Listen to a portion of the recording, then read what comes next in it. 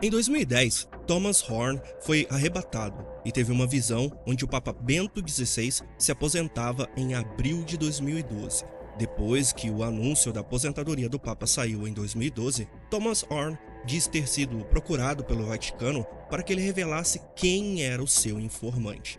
Thomas Horn faleceu em 20 de outubro de 2023. Porém, antes da sua partida, ele deixou o aviso de uma visão onde, segundo ele, um enorme asteroide já descoberto por cientistas vai atingir a Terra e dizimar bilhões de pessoas. Thomas Horn partiu, mas disse que espera que a sua mensagem possa levar os cristãos a se despertarem para a iminente vinda de Jesus, para que a pregação do Evangelho avance e para que o povo de Deus não se esqueça que os juízos de Deus podem ser alterados ou adiados mediante o arrependimento dos pecados e a oração com súplicas. Pessoal, vocês podem acompanhar a prestação de contas da quarta remessa de doações presententes aqui do Rio Grande do Sul no último vídeo do canal. A chave Pix, para quem quiser continuar contribuindo com as doações, estará no vídeo. Olá, meu nome é Thomas Horn e há aproximadamente 45 anos atrás eu cheguei em casa um dia do trabalho. Eu fiquei acordado naquela noite em oração e depois fui dormir. A primeira coisa que percebi é que eu estava diante de uma luz muito brilhante, e de alguma forma eu sabia que eu estava diante de Deus. Ele me mostrou algumas coisas, e em determinado momento, um pergaminho se desdobrou diante de mim, e eu vi imagens muito vívidas. Eu acordei e as escrevi. E isso aconteceu novamente em 2010, quando eu vi nuvens escuras subindo sobre o Vaticano. Eu acordei e escrevi que o Papa Bento XVI iria se aposentar em abril de 2012. Então, eu comecei a falar sobre isso publicamente. Na verdade, eu falei isso no programa Sig Roth é Sobrenatural em 2011. 2012 veio e se foi. E a princípio, não parecia que Bento XVI tivesse renunciado. Mas então, como o mundo sabe agora, em fevereiro de 2013, o Vaticano fez um anúncio de que o Papa Bento XVI renunciou e então se aposentou. E nesse mesmo dia, o meio de comunicação do Vaticano, o El Observatório Romano, deu uma entrevista ao New York Times, na qual admitiu que o Papa Bento XVI havia renunciado oficialmente e secretamente ao seu cargo no Vaticano em março de 2012. E depois, em abril de 2012, isso tornou-se oficial com a Cúria, que é o governo romano, e eles aceitaram a sua renúncia. E é claro que o meu telefone começou a tocar sem parar, pois em todos os lugares eles queriam saber quem era o meu informante no Vaticano e quem estava me fornecendo essas informações. E hoje, rindo, é claro que se eu contasse que era o Espírito Santo, isso realmente os confundiria muito. E há aproximadamente um ano depois dessa experiência, que eu tenho tido durante toda a minha vida adulta, ela aconteceu novamente. E eu me encontrei no topo de uma montanha, em algum lugar. E eu estava cercado por milhares e milhares de pessoas. E todo mundo estava em pânico. Todos estavam gritando, correndo e olhando para trás, inclusive eu.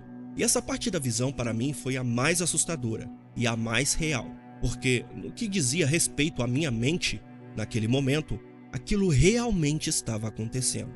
E me lembro de me virar, olhar por cima do ombro e ver uma montanha gigante em chamas, que estava vindo através da atmosfera, se despedaçando enquanto voava em direção à superfície da Terra. Enquanto todos nós corríamos, de repente, esta pedra caiu no Oceano Pacífico. Isso derrubou todos nós. O planeta inteiro parecia estar tremendo. Ele vibrava com tanta força que não conseguíamos ficar de pé. Eu ouvi o som de um estalo horrível, como se literalmente o manto da terra estivesse se despedaçando. Eu olhei novamente para trás, por cima do ombro direito, e vi um tsunami gigante. Uma enorme parede de água que estava subindo pelo topo desta montanha. E eu sabia que todos nós estávamos nos preparando para morrer. E só então, foi como se duas mãos grandes tivessem descido por baixo dos meus braços e me levantaram no ar, de maneira que, agora, eu estava olhando para o planeta. E isso foi horrível. Foi aterrorizante. pois a água corria por cima de todas aquelas pessoas desesperadas que estavam gritando, chorando e orando. E eu assisti a algo que só mais tarde eu entendi que era, na verdade, a ciência. Eu não sou um cientista. Então, depois da visão, eu escrevi o que vi e depois verifiquei. E isto é exatamente o que os cientistas dizem que aconteceria com as águas do Oceano Pacífico, onde esta enorme pedra em chamas caiu. Ela estava fervendo e o vapor que estava saindo da água subiu para a atmosfera superior e toda uma série de movimentos de furacões começaram a se mover através dos hemisférios da Terra. E então, uma segunda parte muito grande desta pedra, que tinha se rompido ao entrar na atmosfera, impactou a Terra e acendeu uma série de vulcões. E todo esse material estava explodindo na alta atmosfera e sendo pego pela corrente de jato e se movendo ao redor da Terra. E em alguns dias, grande parte do Sol, da Lua e das estrelas se escureceu. Depois disso eu acordei. Eu fiquei tão apavorado que literalmente quase caí da cama. Eu peguei uma folha de papel que aprendi a manter ao lado da minha cama com uma caneta e comecei a escrever todos os pequenos detalhes do que vi e do que experimentei. Mas antes que pudesse fazer isso, foi como se uma voz na sala falasse e pronunciasse uma única palavra. E essa palavra era Apófis. Bem, eu sabia que havia um antigo deus egípcio do caos chamado Apófis, e que ele era o inimigo da luz, o inimigo de Ra. Eu não sabia muito mais do que isso. Eu também sabia que a NASA havia descoberto um asteroide no Observatório Nacional de Kitt Peak em 2004, e na época eles o chamaram de Apófis, em homenagem a este deus egípcio da destruição. E naquela época eles realmente especularam que havia uma séria chance de que Apófis iria impactar a Terra em 2029. Então eles o colocaram em sua lista de observação.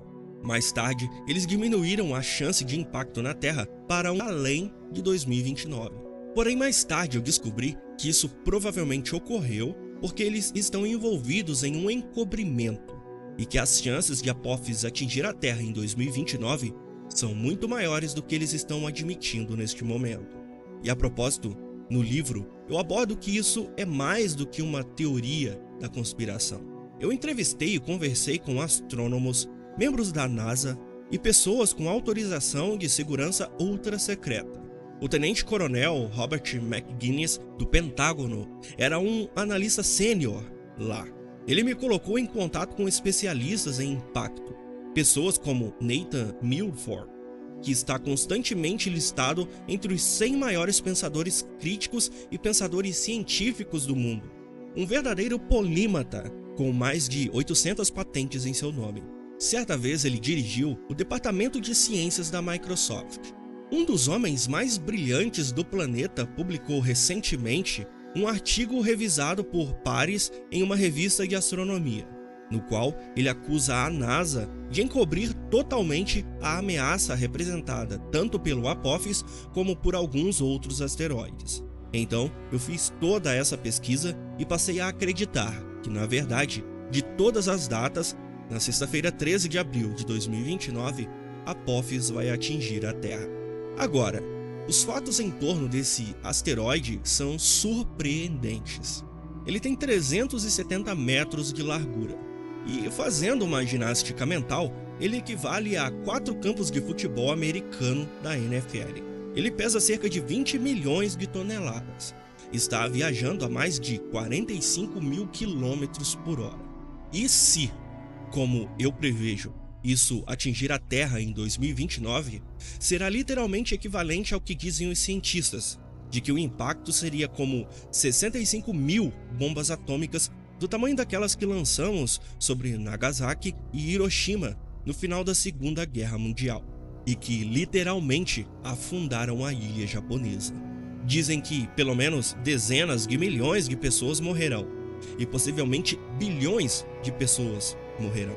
A NASA diz que se esta rocha cair na Terra, ela cairá provavelmente ao redor da fronteira do México e da Califórnia, uma área alta e densamente povoada.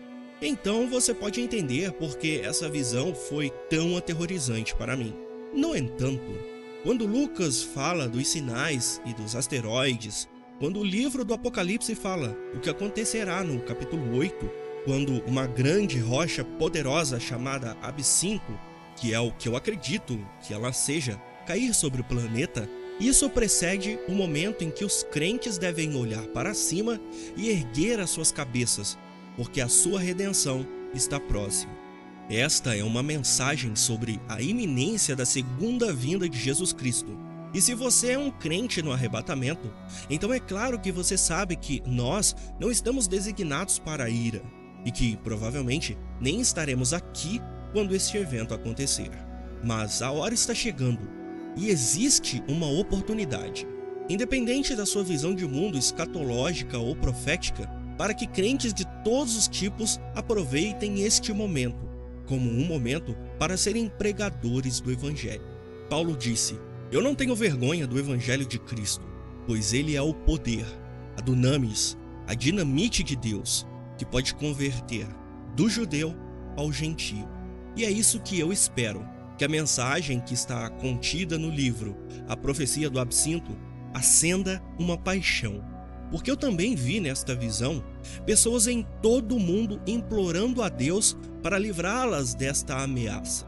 E há um precedente nas Escrituras para que Deus evite um julgamento, assim como ele fez com Nínive, quando Jonas pregou lá. Como ele diz também no livro de Joel, que se você se voltar para mim com todo o seu coração e alma e mente, ele diz, então a praga de gafanhotos não virá, e eu lhe enviarei uma bênção em vez de uma maldição.